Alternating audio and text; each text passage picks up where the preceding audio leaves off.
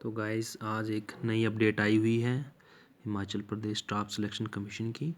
अब देखिए जो पोस्ट कोड 817 था उसकी जो टाइपिंग टेस्ट है वो रिज्यूम हो गए हैं। तो 1 फ़रवरी से वो स्टार्ट होने वाले हैं। तो आप सभी जिसके बचे थे वो तैयार हो जाएं।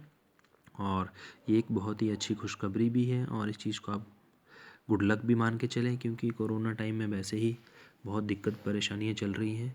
26 जनवरी तक तो वैसे भी सब कुछ बंद है। तो आप देखिए गाइस, अपनी तैयारी शुरू कर दें और best of luck to everyone.